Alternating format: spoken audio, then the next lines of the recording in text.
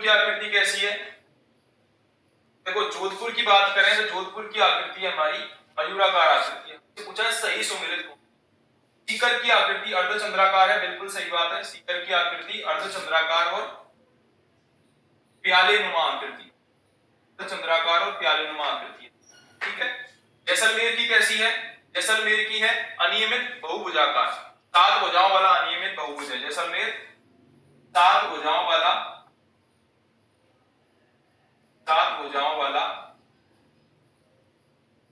अनियमित बहुभुज।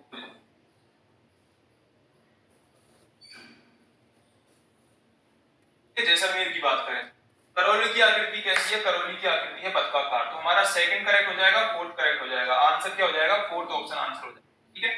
एक बार हम सबकी जितने भी जिले हैं हमारे मोस्ट इंपोर्टेंट, उनकी आकृतियां देख लेते हैं, ठीक है। मैं आपसे पूछूंगा, आप बताना, ठीक है। सबसे पहले हम बात करते हैं, क्वेश्चन है कि इल्ली और घोड़े के समान आकृति किस?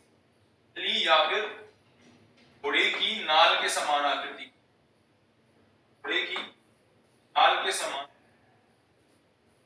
इल्ली या फिर घोड़े की नाल के समान जो आकृति है वो है चित्तौड़गढ़ जिले की। चित्तौड़गढ़ जिले की आकृति कैसी है? इल्ली या फिर घोड़े की नाल के समान। चित्तौड़गढ़ की आकृति कैसी है? इल्ली या फिर घोड़े की नाल के समान। यदि हम बात करें ऑस्ट्रेलिया के समान किसकी आकृति?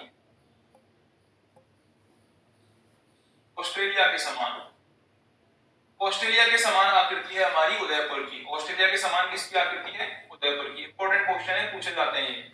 घोड़े की नाल के समान आकृति है चित्तौड़गढ़ की, ऑस्ट्रेलिया के समान है उदयपुर की। यदि हमसे पूछे धनुष के समान आकृति किसकी? समान आकृति किसकी? उसके समान आकृति है हमारी दौसा की, उसके समान दौसा की आकृति है। जोधपुर की आकृति मयूराकार है। अगर आपसे पूछे कुर्सी या फिर अंग्रेजी के एल अक्षर के समान, कुर्सी या फिर अंग्रेजी के एल अक्षर के समान, एल अक्षर के समान आकृति किसकी? तो कुर्सी या फिर एल अक्षर के समान जो आकृति है वो हमारी है गंगानगर जिले की, ठीक है, गंगानगर जिले। इंपॉर्टेंट है, एग्जाम की दृष्टि से आप लिख भी सकते हो।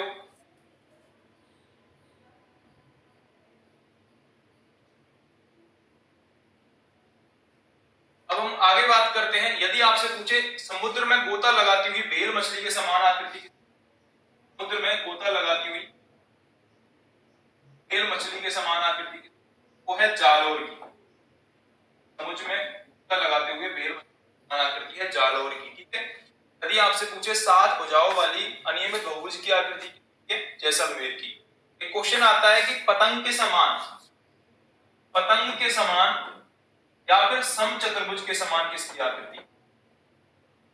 पतंग के समान या फिर समचतुर्भुज के समान आकृति ये है हमारी टोंक जिले की। टोंक जिले की आकृति पतंगाकार है या फिर समचतुर्भुज। सीकर की अर्धचंद्राकार प्याले नुमा आकृति है। क्वेश्चन आता है त्रिभुजाकार आकृति, त्रिभुजाकार आकृति किसकी? त्रिभुजाकार आकृति है अजमेर की। त्रिभुजाकार आकृति किसकी है? अजमेर की त्रिभुजाकार आकृति है। एक क्वेश्चन आता है गिलहरी के समान आकृति, भरतपुर की गिलहरी के समान आकृति है, गिलहरी के समान आकृति, गिलहरी के समान।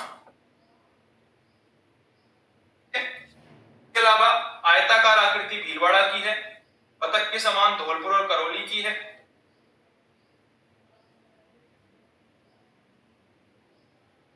दो और बता देता हूं यहाँ पर, एक तो आपको याद रखनी है आयताकार आकृति की, अगर आपसे पूछे आयताकार आकृति है भीलवाड़ा की।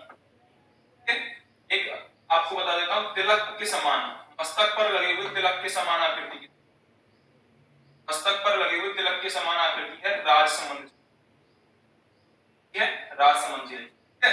ये इंपॉर्टेंट जिलों की आकृतियां थी जो कि एग्जाम में पूछी जाती है।